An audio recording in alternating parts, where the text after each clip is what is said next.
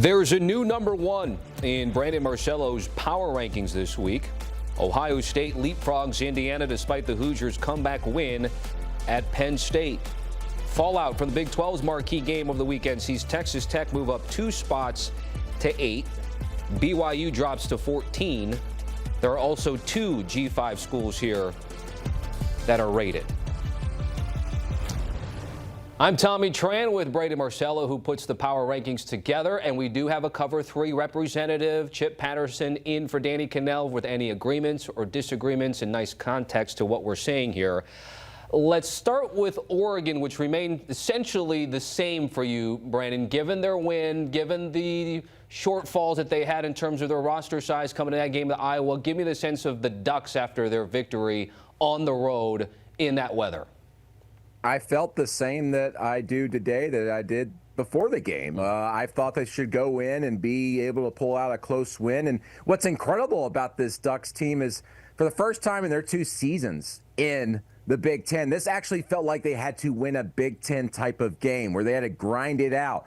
They had to run the ball very successfully to be able to pull out a win and then be able to kick a field goal to win it there at the end. Almost every team in the Big Ten at some point over the last 5 or 10 years has had to do something similar to beat the Hawkeyes, and Oregon proved that they can do that. Everybody's always kind of viewed this team as flashy or whatever, but they have never been that under Dan Lanning. It's just that a lot of their games have allowed them to be able to perform in a sense where you're going to see explosive big plays in the passing game. But in this game, they had to grind it out in that weather, that Big Ten type weather, and for the first time in these 2 years here in the Big Ten, we saw the Ducks be able to do so.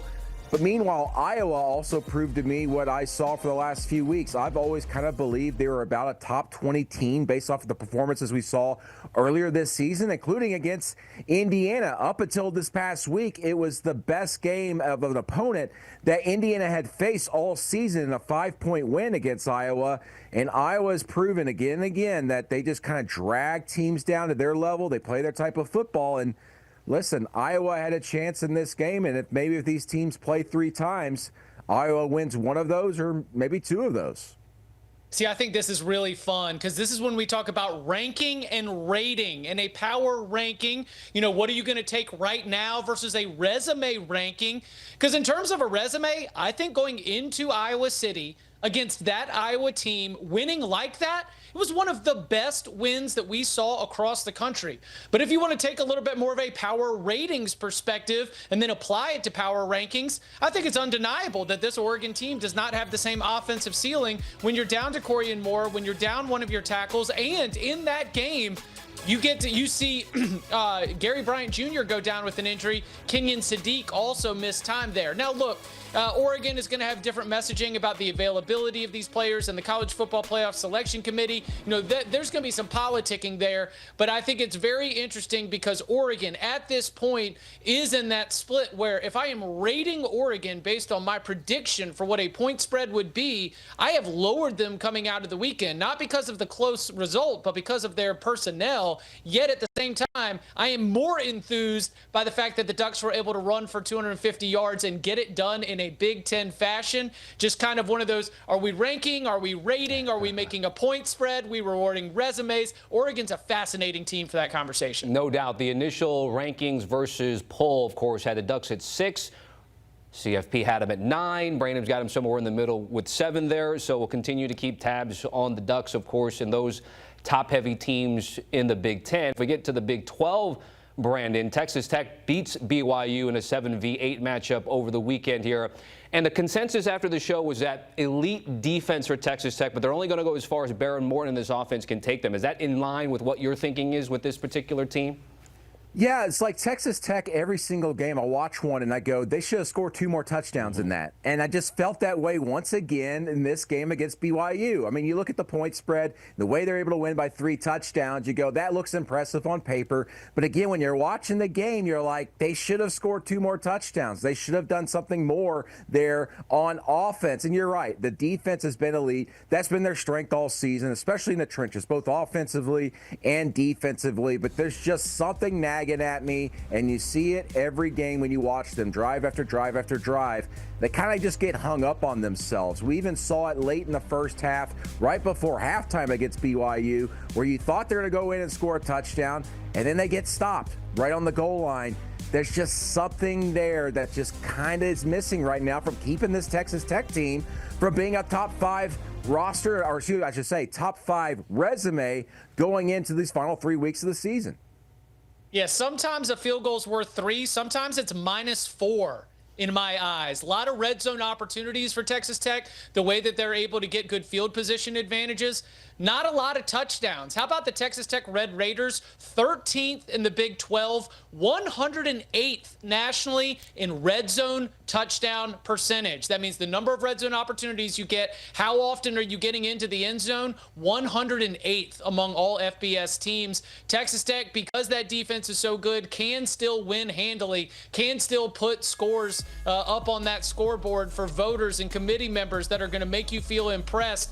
But if you want to say, like, what's missing, they have got to do a better job when the field gets small of finding ways to get 7 and not settling for 3.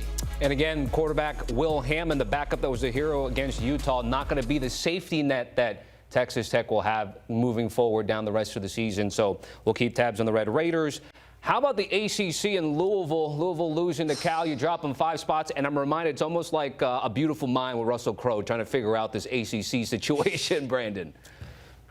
Yeah, listen, Jeff Brom, I always have thought is one of the top 15 coaches in America. But if you watch that game, the late game situations where they have a chance to end up winning that game and they're throwing a short pass, they don't have any timeouts remaining, and they're trying to rush the line to spike the ball.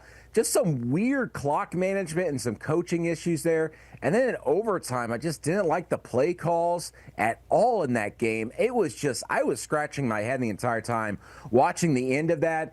But again, I was like, how much of this is just the regular ACC chaos we always see every year?